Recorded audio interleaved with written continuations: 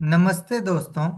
मेरा नाम संजय है और आज हम कक्षा 9वीं के रसायन विज्ञान का अध्याय नंबर 4 जो कि है परमाणु की संरचना पार्ट 8 के विषय में अध्ययन करेंगे।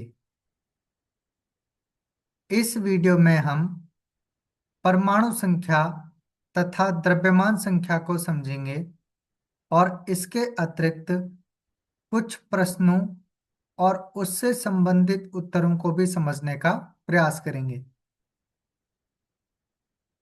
तो प्रश्नोत्तर के अंतर्गत पहला प्रश्न है, क्लोरीन, सल्फर और मैग्नीशियम की परमाणु संख्या से उनकी संयोजकता कैसे प्राप्त की जा सकती है।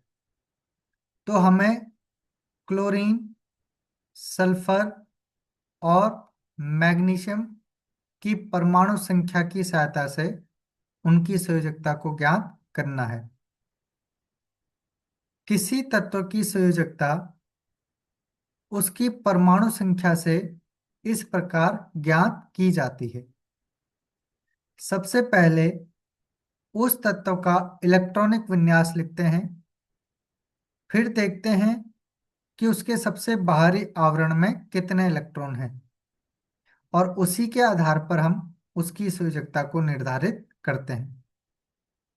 अगर हम क्लोरीन को देखेंगे तो क्लोरीन की परमाणु संख्या है 17, तो इसका इलेक्ट्रॉनिक विन्यास हो जाएगा 287।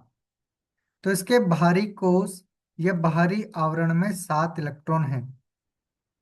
अब इसको 8 इलेक्ट्रॉन पूरे करने के लिए 1 इलेक्ट्रॉन की आवश्यकता होती है, इसीलिए 1 इलेक्ट्रॉन को ग्रहण करके अपना अष्टक पूर्ण कर लेता है। इसी कारण इसकी संयोजकता होती है 1। नेक्स्ट है सल्फर। सल्फर की परमाणु संख्या है 16, इसका इलेक्ट्रॉनिक विन्यास होता है 286। तो इसके बाहरी आवरण में इलेक्ट्रॉन की संख्या है 6। तो 8 इलेक्ट्रॉन पूरे करने के लिए इसको 2 इलेक्ट्रॉन चाहिए, यानी कि अपना अष्टक पूरा करने के लिए इसको 2 इलेक्ट्रॉन की आवश्यकता है। इसी कारण इसकी संयोजकता हो जाएगी 2। और अंतिम में है मैग्नीशियम। मैग्नीशियम की परमाणु संख्या होती है 12, तो इसका इलेक्ट्रॉनिक विन्यास हो जाएगा 282। अब बाहरी आवरण में 2 इलेक्ट्रॉन है, तो ये 2 इलेक्ट्रॉन खोकर स्थिर गैस संरचना प्राप्त करता है, यानी अपना स्टक कंप्लीट कर लेता है 2 इलेक्ट्रॉन को डोनेट करके। इसी कारण 2 इलेक्ट्रॉन त्यागने पर इसकी संयोजकता हो जाएगी 2। तो इस प्रकार से हम मैग्नीशियम, सल्फर और क्लोरीन की संयोजकता को उसके परमाणु विन्यास के आधार पर ज्ञात करते हैं, इलेक्ट्रॉनिक विन्यास के आधार पर ज्ञात करते हैं। अब हम परमाणु संख्या तथा द्रव्यमान संख्या को समझने का प्रयास करते हैं।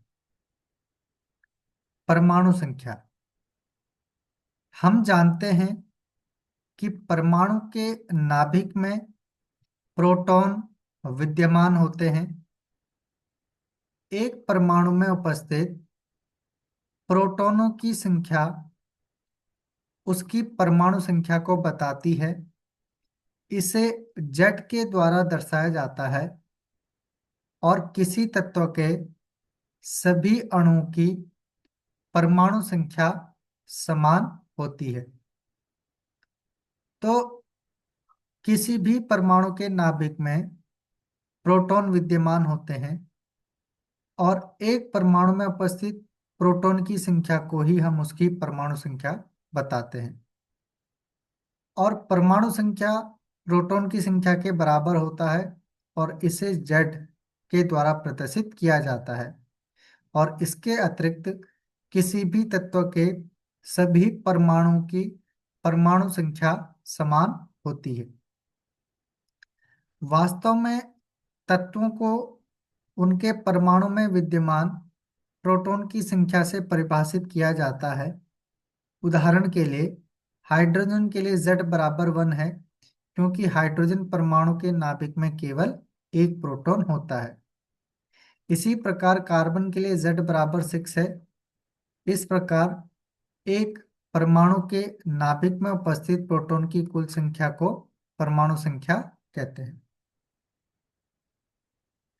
तो किसी भी परमाणु के नाभिक में प्रोटॉन की संख्या उस परमाणु की परमाणु संख्या कहलाती है। अब हम द्रव्यमान संख्या को समझ लेते हैं।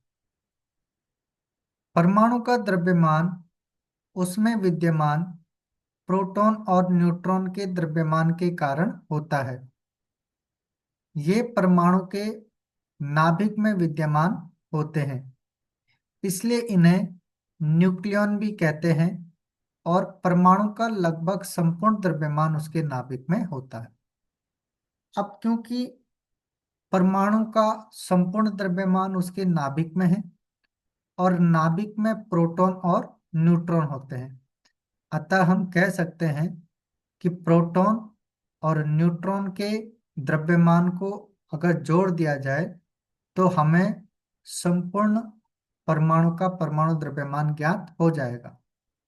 उदाहरण के लिए कार्बन का द्रव्यमान 12U है, क्योंकि इसमें 6 प्रोटॉन हैं और 6 न्यूट्रॉन हैं, इसीलिए 6U+6U 12। इसी प्रकार एल्यूमिनियम का द्रव्यमान 27U है, क्योंकि इसमें 13 प्रोटॉन है और 14 इसमें न्यूट्रॉन है। तो प्रोटॉन और न्यूट्रॉन की संख्या को अगर हम जोड़ दें, उनका योग कर दें, तो हमें उसकी द्रव्यमान संख्या ज्ञात हो जाएगी। एक परमाणु के नाभिक में उपस्थित प्रोटॉनों और न्यूट्रॉनों की कुल संख्या के योग को द्रव्यमान संख्या कहा जाता है। और किसी परमाणु को दर्शाने के लिए परमाणविक संख्या, द्रव्यमान संख्या और तत्व का प्रतीक इस प्रकार से लिखा जाता है। तो प्रतीक को यहाँ पर लिखते हैं और प्रतीक के नीचे की साइड को हम परमाणु संख्या और इसके ऊपर की तरफ हम द्रव्यमान संख्या को लिखते हैं। उदाहरण के लिए 7n14। तो ये नाइट्रोजन का प्रतीक है, जिसमें ये 7 जो है इसकी परमाणु संख्या को प्रदर्शित कर रहा है और ये 14 जो है इसकी द्रव्यमान संख्या को प्रदर्शित कर रहा है। तो इस प्रकार से हम किसी परमाणु के लिए परमाणु संख्या, द्रव्यमान संख्या को इस प्रकार प्रतीक से ज्ञात कर सकते हैं।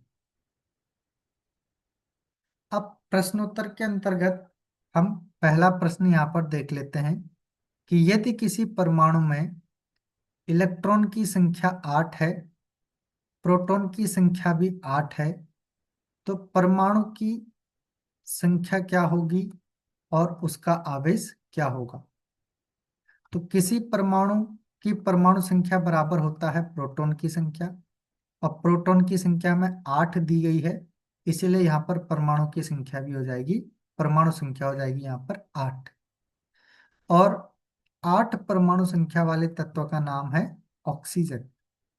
अब क्योंकि इलेक्ट्रॉन और प्रोटॉन की संख्या बराबर है, 8 इलेक्ट्रॉन है इसमें और 8 ही इसमें प्रोटॉन है, इसलिए परमाणु विद्युत रूप से उदासीन होगा और परमाणु संख्या इसकी 8 आ जाएगी और आवेश इसमें 0, यानी कि ये उदासीन होगा।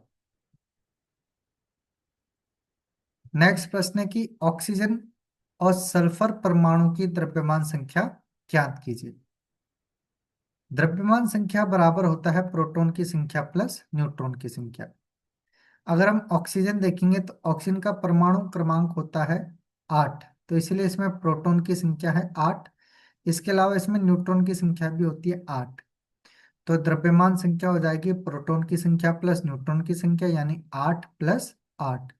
तो इस प्रकार से ऑक्सीजन की द्रव्यमान संख्या ज्ञात हो जाएगी 16। नेक्स्ट है सल्फर।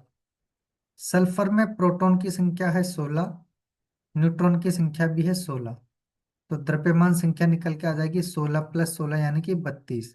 तो इस प्रकार से सल्फर में भी द्रव्यमान संख्या निकल के आ जाएगी प्रोटॉन की संख्या प्लस न्यूट्रॉन की संख्या।